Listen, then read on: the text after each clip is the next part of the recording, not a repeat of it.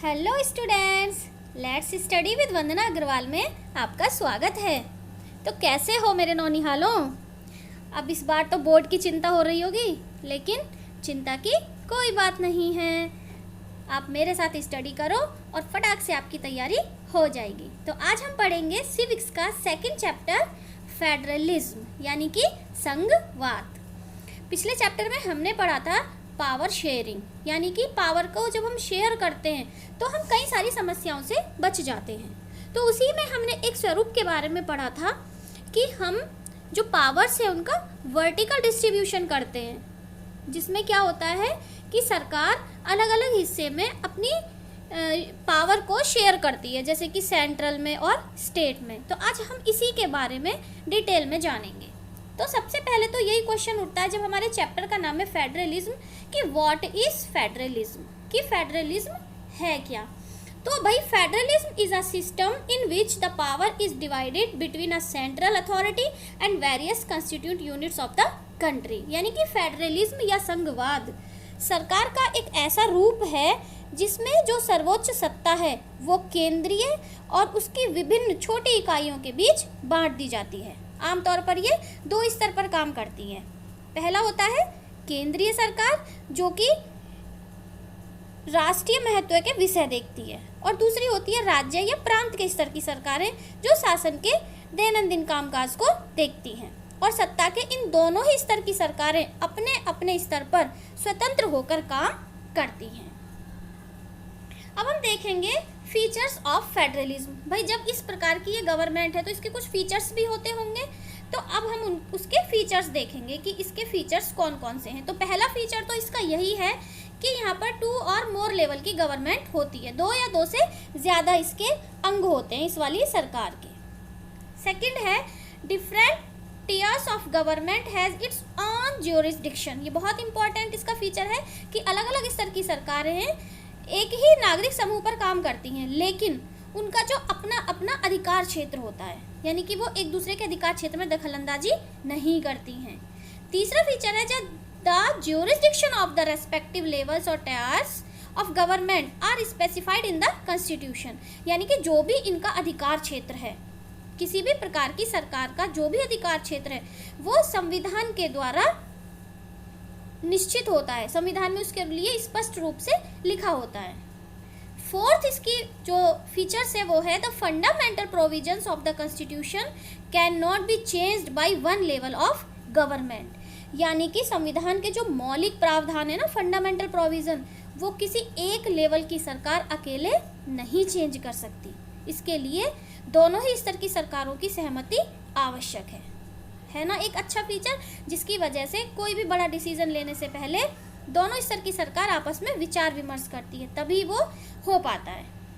Fifth जो है इसका फीचर वो है courts have the power to interpret the constitution and the powers of government. The highest courts act as an umpire. यानी कि जो अदालत है उसको संविधान और सरकार के अधिकारों की व्याख्या करने का अधिकार है। यानी कि अगर कभी सरकार और विभिन्न स्तर की सरकार के बीच अधिकारों का विवाद हो जाए तो सर्वोच्च न्यायालय उसमें निर्णायक की भूमिका निभाता है। और सिक्स्थ फीचर है इसका source of revenue for each level of government are clearly specified to ensure its financial autonomy. यानी कि वित्तीय स्वायत्तता, भाई ये बहुत ज़रूरी है। वित्तीय स्वायत्तता अगर नहीं होगी किसी भी गवर्नमेंट के पास तो वो आसानी से अपना काम नहीं कर पाएगी। इवन ये सिर्फ गवर्नमेंट की बात नहीं, फैमिली में भी सबको अपनी अपनी वित्तीय स्वायत्तता चाहिए होती है। तो ये एक बहुत ज़रूरी है, फाइनेंशियल ऑटोनॉमी होना। तो वित्तीय स्वायत्तता निश्चित करने के लिए हर सरकार के लिए राजस्व के अलग अलग स्रोत निर्धारित है। सोर्स ऑफ रेवेन्यू सबके लिए अलग अलग कॉन्स्टिट्यूशन ने निर्धारित किए हुए हैं। इसका 7th और लास्ट फीचर है it has dual objectives to safeguard and promote unity of country and accommodate regional diversity. यानी कि इस प्रकार की जो संघीय शासन व्यवस्था है उसके 2 उद्देश्य होते हैं, ये दोहरे उद्देश्य के लिए काम करती है। पहला है देश की एकता की सुरक्षा करना और उसे बढ़ावा देना, प्रमोट करना, और इसका दूसरा है क्षेत्रीय विविधताओं का पूरा सम्मान करना। यानी कि ये हमारी यूनिटी को, डाइवर्सिटी में यूनिटी को बनाए रखने का काम करती है। कौन? Federalism government.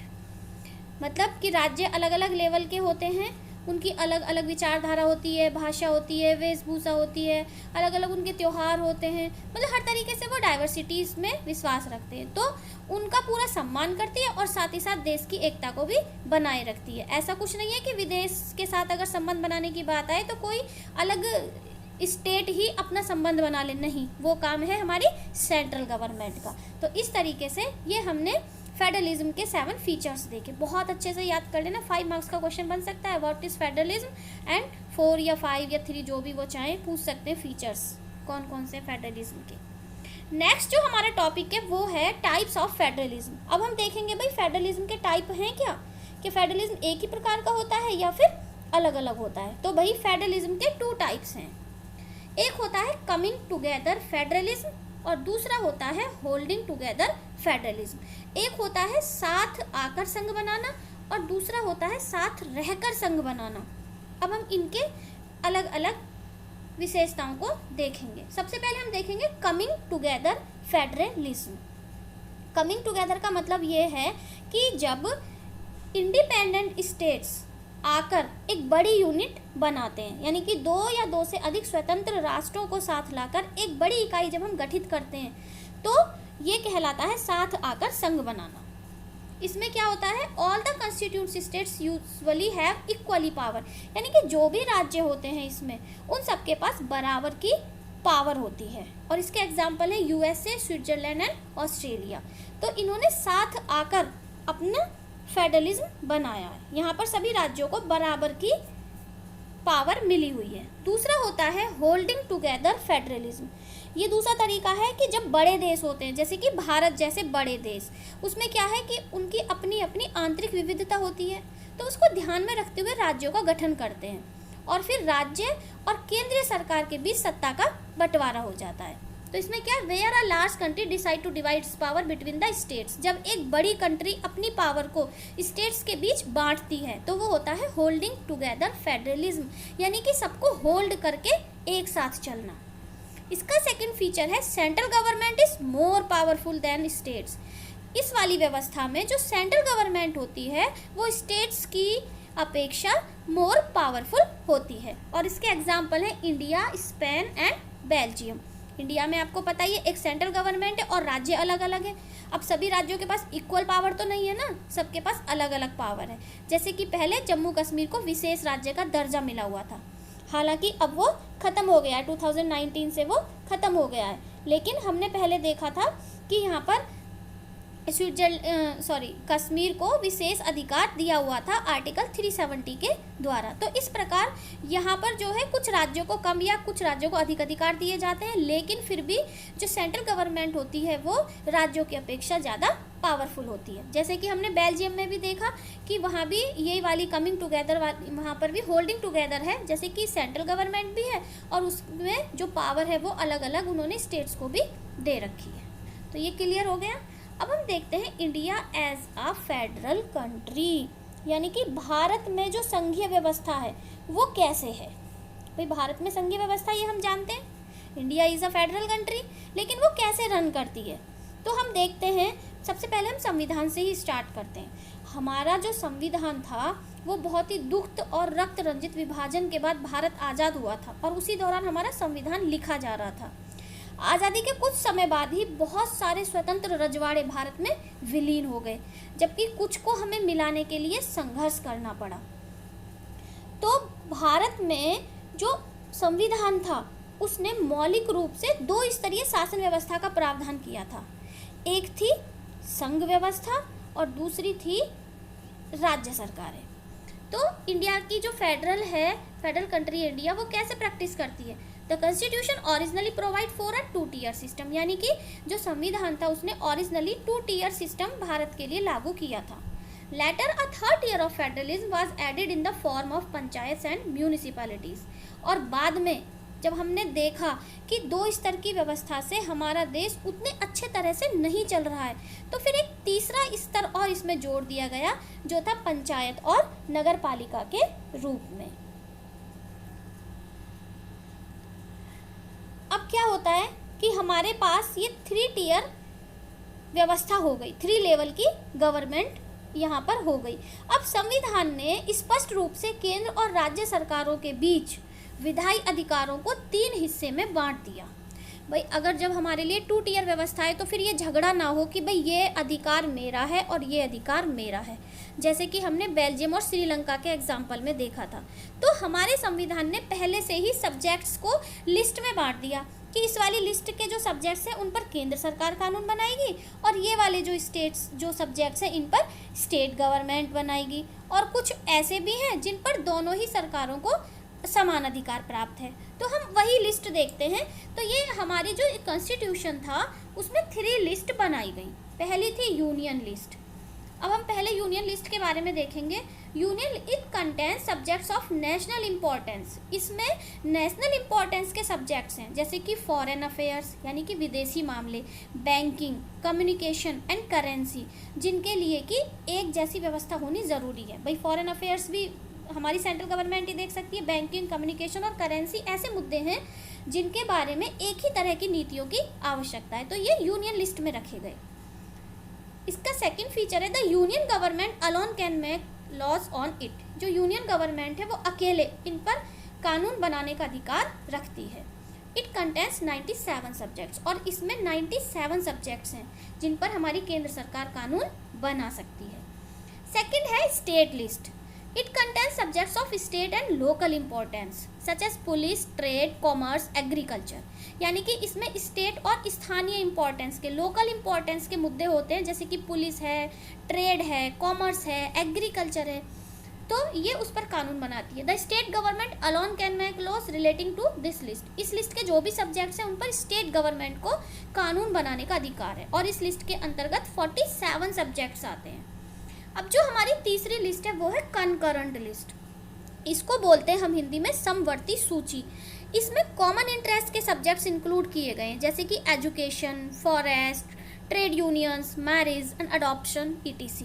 जैसे कि आप जानते हो एजुकेशन के बारे में हम देखते हैं कि एक तो हमारा सेंट्रल बोर्ड है CBSE, और फिर स्टेट के बोर्ड्स भी अलग अलग होते हैं, UP board, MP board, Haryana board, सभी स्टेट्स के। तो एजुकेशन एक ऐसा सब्जेक्ट्स है जिस पर केंद्र सरकार को और राज्य सरकारों को बराबर का अधिकार है। ऐसे ही फॉरेस्ट है, ट्रेड यूनियंस है, मैरिज, अडॉप्शन, इस तरह के बहुत सारे सब्जेक्ट्स हैं जिन पर दोनों ही सरकारों को बराबर अधिकार है। Both the government can make laws on the subjects mention in it. यानी कि इस लिस्ट में जो भी सब्जेक्ट मेंशन है उन पर दोनों ही प्रकार की गवर्नमेंट कानून बना सकती है। और इस प्रकार की ये जो थर्ड लिस्ट है इसमें 66 सब्जेक्ट्स हैं। इसमें कितने हैं? 66 सब्जेक्ट्स। अब एक बात आती है भाई, जब यहाँ पर दोनों ही, ये वाली जो हमारी कंकरेंट लिस्ट है इसमें दोनों ही सरकारों को कानून बनाने का अधिकार है, तो कभी कभी ऐसी स्थिति आती है कि एक ही तरह के कानून पर दोनों सरकारों में कंट्राडिक्शन हो जाता है कि कौन सा कानून माना जाए। तो ऐसी स्थिति में जो सेंट्रल गवर्नमेंट द्वारा बनाया गया कानून है वही मान्य होता है। ठीक है, तो ये बात ध्यान रखने की इसके बारे में। अब एक चीज़ आती है कि भाई जब हमारा संविधान बनाया गया था उस समय तो बहुत सारी ऐसी चीज़ें थी जो उस समय नहीं थी, है ना। अब जैसे आप देखो कंप्यूटर सॉफ्टवेयर, है ना, कुछ ऐसी चीज़ें, ये तो बाद में आया जब हमारा संविधान बन गया। अब ये विषय किसके अधिकार क्षेत्र में रहे, तो इसके लिए हमारे संविधान में एक व्यवस्था की गई है रेसिड्यूरी सब्जेक्ट्स, यानी कि अवशेष विषय, बाकी बचे। तो the subjects that are not include in 3 of list, यानी कि ऐसे सब्जेक्ट जो इन 3 लिस्ट में नहीं आते हैं, और the subjects that come up after the constitution, और ऐसे सब्जेक्ट्स जो कि कॉन्स्टिट्यूशन के बाद में आए हैं। ऐसे सब्जेक्ट्सों के लिए यूनियन गवर्नमेंट को पूरी पावर है, यानी कि जो बचे हुए क्षेत्र हैं वो सब हमारी सेंट्रल गवर्नमेंट के अधिकार क्षेत्र में आते हैं। ये सबको क्लियर हो गया होगा अच्छे से कि इस तरह से ये जो लिस्ट बनाई गई है इनके आधार पर हमारे देश में फेडरलिज्म रन करता है, और बहुत ही अच्छी तरह से रन करता है, क्योंकि ये एकात्मक सरकार के बिल्कुल उलट है। एकात्मक सरकार में तो एक ही लेवल होता है गवर्नमेंट का, और उसी को हर तरीके से जो भी डिसीजन है लेने का अधिकार होता है, लेकिन फेडरलिज्म में ऐसा नहीं है। ये सबको साथ लेकर चलने की नीति पर विश्वास करती है। तो अब हम देखते हैं कि संघीय व्यवस्था कैसे चलती है। हाउ इज फेडरलिज्म प्रैक्टिस्ड, ये तो हमने देख लिया संघीय सरकार क्या है, उसके कितने प्रकार हैं, उसकी क्या विशेषताएं हैं, और भारत में ये कैसे रन करती है। अब ये कैसे प्रैक्टिसाइज्ड होती है, ये कैसे चलती है, अब हम इसको देखेंगे। तो सबसे पहले तो जो संघीय सरकार है उसका बहुत अच्छी तरह से चलना सिर्फ संवैधानिक प्रावधानों पर ही मतलब पूरी तरह से लागू नहीं होता है कि संवैधानिक प्रावधान बन गए तो वो उसी तरीके से रन कर जाएगी। इसमें हमें संघवाद की भावना, विविधता का आदर और संग साथ रहने की इच्छा का साझा आदर्श भी स्थापित करना होता है, तभी तो जो हमारा संविधान है या हमारी सरकार है वो अच्छे से चल पाएगी। तो इसके लिए क्या किया गया है, लिंग्विस्टिक स्टेट्स, भारत में लिंग्विस्टिक स्टेट्स के बारे में देखिए आप क्या बताया गया इसका feature. The creation of linguistic state was the first and major test for democratic policies in our country, यानी कि भाषा के आधार पर प्रांतों का गठन हमारे देश की राजनीति के लिए पहली परीक्षा थी। जब हमारा देश आज़ाद हुआ तो उस समय बड़े जोर शोर से डिमांड उठी कि अब भाषा के आधार पर देश को अलग अलग राज्यों में बांट देना चाहिए, और हमारे नेता लोग बहुत ज़्यादा चिंतित हो गए। उन्होंने सोचा कि अगर भाषा के आधार पर हम अलग अलग राज्यों में अपने देश को बांट देंगे तो हमारे देश की जो एकता है वो खतरे में पड़ जाएगी। तो ये एक बहुत बड़ी परीक्षा थी, इसीलिए शुरुआत में केंद्र सरकार ने राज्यों के पुनर्गठन को बहुत लंबे समय तक रोके रखा और वो कहीं 1956 में जाके वो पारित हुआ। उसके बाद ही भाषा के आधार पर पहला राज्य बना था आंध्र प्रदेश। तो ये एक बहुत ही मेजर प्रॉब्लम थी भारत के सामने, लेकिन हमारे भारतीय नेताओं ने इसको बहुत अच्छे तरीके से सुलझा लिया। और जो भाषा के आधार पर राज्यों का गठन इस प्रकार से किया गया कि हमारे देश की एकता भी खतरे में नहीं पड़ी और हमारे देश के जो नागरिक थे उन्होंने श्रीलंका जैसा उदाहरण भी पेश नहीं किया, यानी कि भाषा के आधार पर वैसे लड़ाई झगड़े दंगे हमारे देश में नहीं हुए जैसे कि श्रीलंका में हुए थे, जो कि हमने फर्स्ट चैप्टर में पढ़े। In 1950, the boundaries of some states were changed and create new state. यानी कि 1950 के बाद बाउंड्रीज कुछ स्टेट्स की चेंज कर दी गई और कुछ नए स्टेट्स बना दिए गए। उससे क्या श्योर किया गया, that people who spoke same language lived in the same state. और ये इस तरीके से किया गया कि एक ही भाषा बोलने वाले लोग एक ही राज्य में रह सकें। Some states were created on the basis of culture, ethnicity और geography like Nagaland, Uttarakhand and Jharkhand. यानी कि भारत में जितने भी राज्य बने 1950 के बाद जितने भी राज्य बने भारत में वो सिर्फ भाषा के आधार पर नहीं बने, बल्कि उनमें से कुछ कल्चर, अपनी जातीय भिन्नता और कुछ अपने ज्योग्राफी के आधार पर भी बनाए गए, जैसे कि नागालैंड, उत्तराखंड और झारखंड। जब आप अपनी बुक पढ़ोगे ना, बुक में सेकंड चैप्टर पढ़ोगे तो उसमें आप देखना जो 1947 के भारत का एक मैप दिया हुआ है और एक दिया हुआ है करंट का मैप, तो दोनों में आप देखना कि कितने सारे अंतर हैं। पहले कुछ राज्यों के नाम कुछ और थे और उनकी जो ज्योग्राफिकल एरिया है वो भी अलग अलग था, लेकिन आज के समय में वो कुछ अलग हो गया है। तो ये आप उस मैप में ज़रूर देखना, जब आप चैप्टर पढ़ोगे तो आप ज़्यादा अच्छे से उसको समझ पाओगे। सेकंड जो पॉलिसी थी आफ्टर इंडिपेंडेंस, लैंग्वेज पॉलिसी। अब एक भाई भाषाई जो हमारी नीति थी, भाषा नीति, उसको भी ये एक दूसरी परीक्षा थी भाषा नीति को लेकर कि किस भाषा को कितना वेटेज दिया जाए। यहाँ भी हमारे जो कॉन्स्टिट्यूशन मेकर थे और जो हमारे लीडर थे उन्होंने बहुत समझदारी से काम किया। उन्होंने क्या किया, our constitution did not give the status of national language to any one language, यानी कि हमारे संविधान ने किसी भी एक भाषा को राष्ट्रीय भाषा का स्टेटस नहीं दिया है। हिंदी को हम राष्ट्रभाषा के नाम से जानते हैं, है ना, ये आइडेंटिफाइड की गई थी ऑफिशियल लैंग्वेज के तरीके से, बट ये जो हिंदी लैंग्वेज है वो सिर्फ 40% इंडियंस की ही मदर टंग थी।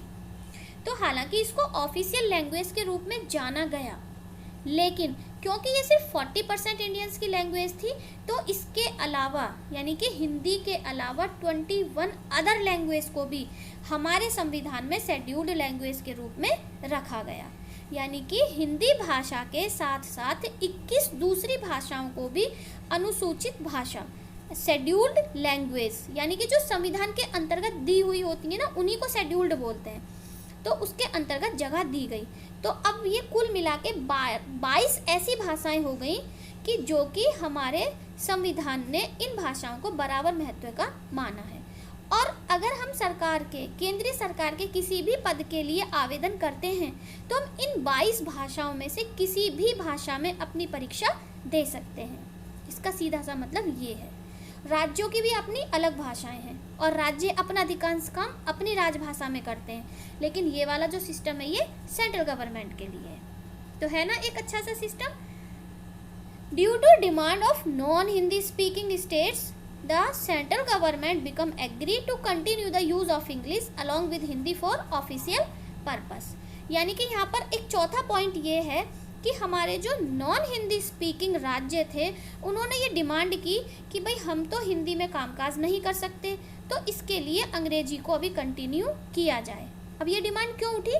क्योंकि संविधान के अनुसार जो सरकारी कामकाज की भाषा थी इंग्लिश, उसका प्रयोग 1965 तक ही किया जाना था, यानी कि 1965 के बाद उसको बंद कर देना चाहिए था। लेकिन बहुत सारे नॉन हिंदी स्पीकिंग स्टेट्स ने ये डिमांड की कि इसको जारी रखा जाए। तमिलनाडु में तो इस मांग ने बहुत उग्र रूप धारण कर लिया था।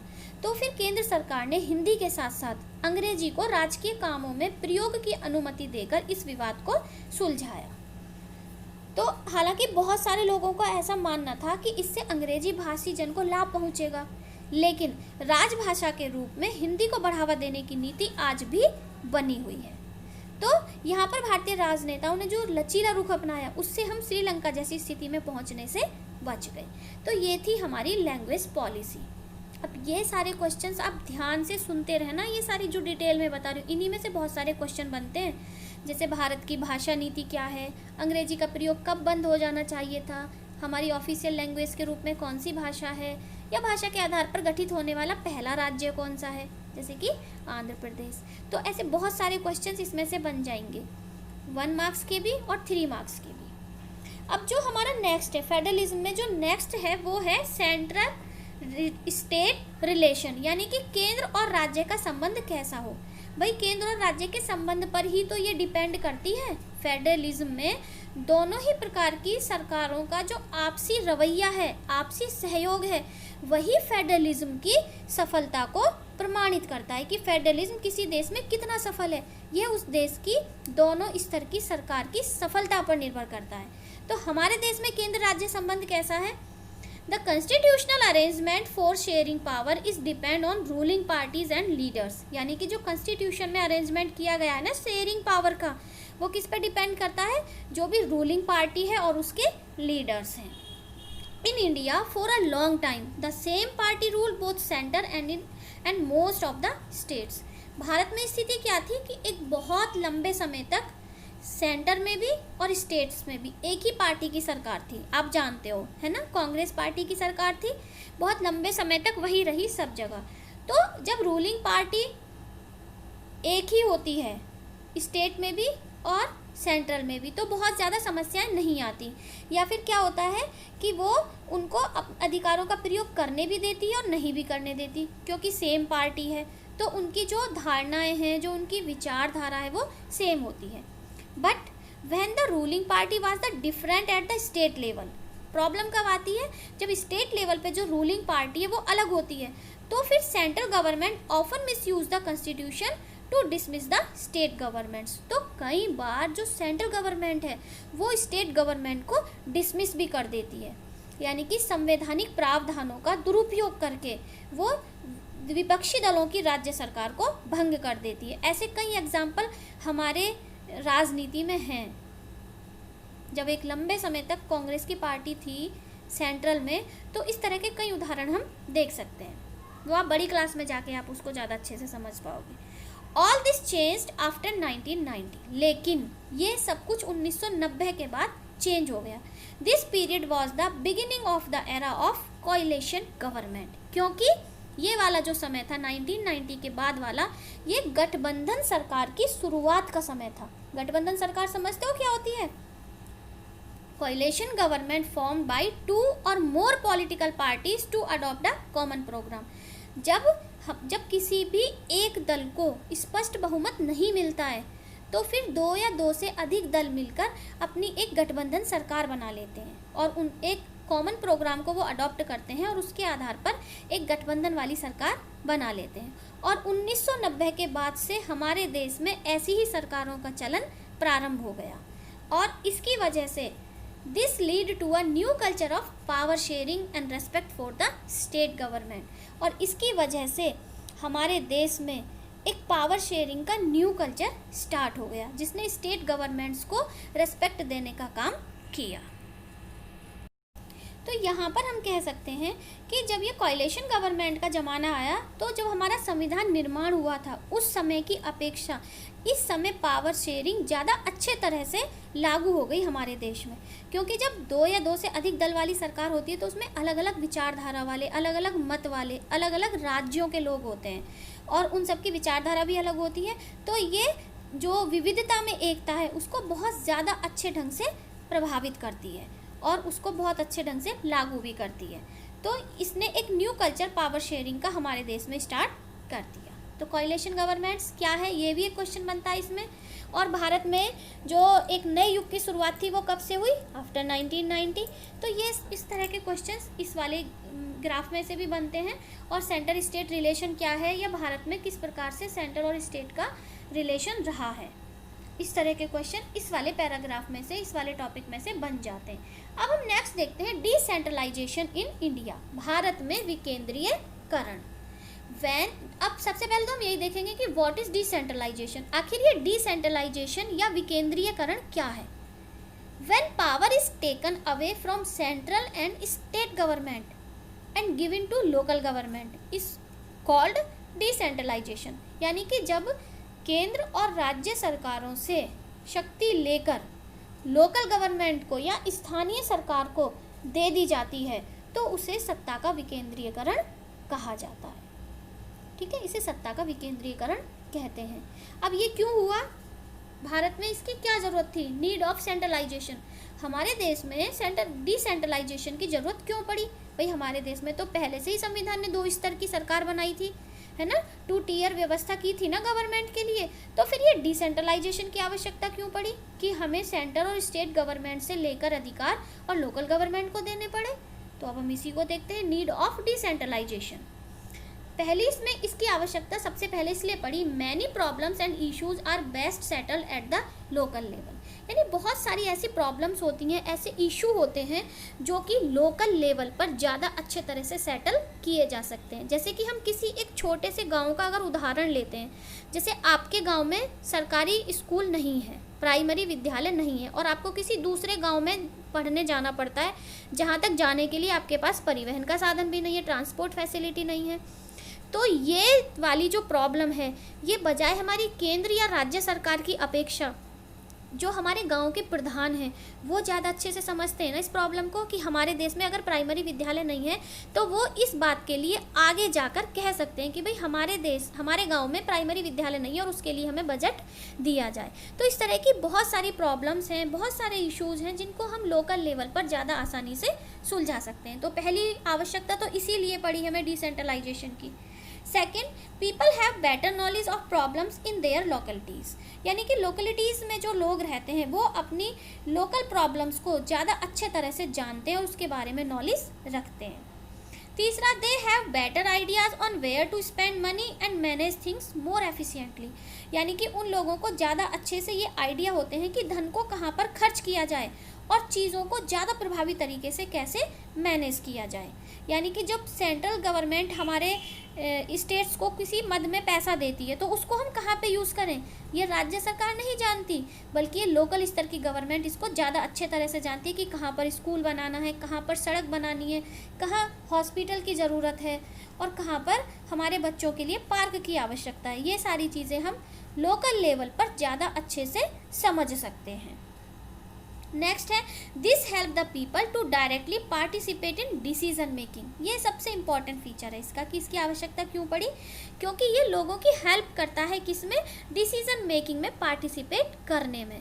आपने देखा होगा जब गांव में ग्राम प्रधानी के चुनाव होते हैं तो लोग कितने उत्साह के साथ उसमें भाग लेते हैं। और उसी तरीके से छोटे शहरों में होती है नगर पालिकाएँ, म्यूनिसिपैलिटीज़, और जो बड़े हमारे मेट्रो सिटीज़ होते हैं वहाँ पे होती हैं नगर निगम। मेट्रोपॉलिटन सिटीज़ में नगर निगम होते हैं और छोटे शहरों में नगर पालिकाएँ होती हैं। तो वो होती हैं म्यूनिसिपैलिटीज़ और वो होते हैं म्यूनिसिपल कॉरपोरेशंस। तो हमेशा ये अभी तक जो हमारे इलेक्शंस का जो रुझान रहा है उसमें ये देखने में आया है कि लोकसभा और विधानसभा के चुनावों की अपेक्षा जो हमारे ये लोकल बॉडीज़ के इलेक्शंस होते हैं, मगर यानी कि नगर पालिका, नगर निगम या फिर ग्राम पंचायत के, इसमें लोगों का जो वोट डालने का परसेंटेज होता है वो विधानसभा और लोकसभा से हमेशा ज़्यादा रहता है। क्यों? क्योंकि यहाँ पर लोग जानते हैं कि मुझे अपने गाँव का प्रधान चुनना है या मुझे अपने शहर का प्रतिनिधि चुनना है, मुझे अपने शहर के लिए मेयर का चुनाव करना है। तो लोग इसमें ज़्यादा ज़ोर शोर से हिस्सा लेते हैं क्योंकि उनको डायरेक्टली डिसीजन मेकिंग में पार्टिसिपेट करने का मौका मिलता है। This is the best way to realise one importance principle of democracy, namely local self government. यानी कि डिसेंट्रलाइजेशन जो है वो बेस्ट वे है ये रियलाइज़ करने का, डेमोक्रेसी का एक इम्पॉर्टेंट प्रिंसिपल है जिसको हम कहते हैं लोकल सेल्फ गवर्नमेंट, यानी कि स्थानीय स्वशासन, जिसको महात्मा गांधी जी कहते थे कि वो एक स्वराज लाना चाहते थे, स्वशासन लाना चाहते थे देश में। तो उसकी जो सही अवधारणा है वो ये स्थानीय स्वशासन की जो सही अवधारणा है उसको हमारी ये थर्ड टियर जो गवर्नमेंट है, स्थानीय स्वशासन, ये बहुत अच्छे तरीके से परिभाषित कर रही है। और ये बेस्ट वे है ये रियलाइज़ करने का कि लोग अपने स्थानीय स्वशासन का चयन कैसे करें। तो ये कुछ ऐसे कारण थे जिनको हम कह सकते हैं कि जिसकी वजह से भारत में विकेंद्रीकरण की आवश्यकता पड़ी। A major step towards decentralisation was taken in 1992, यानी कि डिसेंट्रलाइजेशन के लिए जो एक मेजर स्टेप था वो 1992 में लिया गया। ये भी 1 मार्क्स का क्वेश्चन है, बहुत ध्यान से। बलवंत मेहता समिति की सिफारिश पर ये स्थानीय स्वशासन लागू किया गया था 1992 में। यहाँ पर क्या हुआ था? द कॉन्स्टिट्यूशन वाज अमेंडेड, यानी कि संविधान में संशोधन किया गया था। किसके लिए? थर्ड टियर ऑफ डेमोक्रेसी, कि जो डेमोक्रेसी का जो थर्ड टियर है, जो तीसरा लेवल है, उसको ज़्यादा पावरफुल और इफेक्टिव बनाने के लिए 1992 में हमारे संविधान में संशोधन करके इसकी व्यवस्था की गई थी। हालांकि ये पहले से चला आ रहा था लेकिन इसको मोर पावरफुल और इफेक्टिव बनाया गया था 1992 में, 1992 में। और 1992 में जो संविधान संशोधन किया गया था उसके बाद क्या व्यवस्था हो गई? ये व्यवस्था हो गई कि now it is mandatory to hold regular election to local government bodies, यानी कि अब ये बिल्कुल मैंडेटरी कर दिया गया कि लोकल सेल्फ गवर्नमेंट के लिए भी रेगुलर लेवल पर इलेक्शंस किए जाएंगे।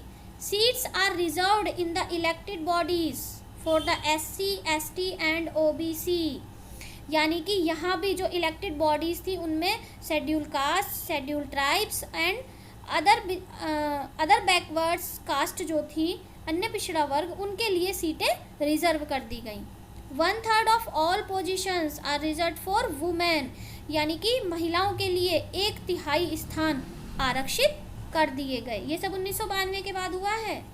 N independent institution called the state election commission has been created to conduct elections, यानी कि पहले तो एक केंद्रीय चुनाव आयोग होता था लेकिन अब एक राज्य स्तरीय चुनाव आयोग की स्थापना की गई। किसके लिए? ताकि वो इलेक्शन को कंडक्ट करा सके जो कि फ्री और फेयर हो और रेगुलर बेसिस पे हो। और 5th था the state governments are required to share some power and revenue with local self government bodies. State governments को ये कहा गया कि वो अपनी कुछ शक्ति और कुछ राजस्व के स्रोत को लोकल गवर्नमेंट बॉडीज़ के साथ शेयर करें। तो वास्तव में ये थी अवधारणा जो हमारे संविधान मेकर्स ने उस समय सोचा था कि किस तरह आम आदमी को हम सरकार से जोड़ सकें। ये वाकई में 1992 में लागू हो गई। और अब जो स्टेट गवर्नमेंट्स थी उसने कुछ पावर और कुछ रेवेन्यू के सोर्स लोकल सेल्फ गवर्नमेंट्स के साथ भी शेयर किए। तो इस तरह हमारे देश में 3 टियर सिस्टम ऑफ गवर्नमेंट लागू हो गया। कैसे हुआ? यूनियन गवर्नमेंट होती है हमारी सेंट्रल लेवल पे, केंद्र सरकार। प्रोविंशियल गवर्नमेंट होती है स्टेट लेवल पे, यानी कि राज्य सरकार। और तीसरी है हमारी लोकल सेल्फ गवर्नमेंट जो कि विलेज और टाउन लेवल पे होती है। विलेज लेवल पर हम इसको कहते हैं ग्राम सभा या ग्राम पंचायत, और टाउन में हम इसको कहते हैं म्यूनिसिपैलिटीज़, और जो बड़े शहर होते हैं उसमें होती है हमारी म्यूनिसिपल कॉरपोरेशन। और लोकल सेल्फ गवर्नमेंट को हम पंचायती राज नाम से ज़्यादा अच्छे से जानते हैं। तो इस तरीके से आपका ये चैप्टर हो गया कंप्लीट, और मुझे उम्मीद है कि आपको ये फेडरलिज्म या संघवाद बहुत अच्छे से समझ में आ गया होगा। बहुत इंपॉर्टेंट चैप्टर है, इसमें से ढेर सारे क्वेश्चन बनते हैं और आप उनको अच्छे से समझ सकते हो, जान सकते हो और अब आप उनको समझ चुके होंगे। तो इसी आशा के साथ कि आप अपनी पढ़ाई को कंटिन्यू रखोगे, और अगर आपको वीडियो पसंद आया है, चैप्टर समझ में आ गया, तो प्लीज़ इसे लाइक करें, चैनल को सब्सक्राइब करें और अपने दोस्तों के साथ ज़्यादा से ज़्यादा शेयर करें। और मुझे कमेंट करके अवश्य बताना कि आपको चैप्टर कैसा लगा। धन्यवाद, मिलते हैं नेक्स्ट वीडियो में।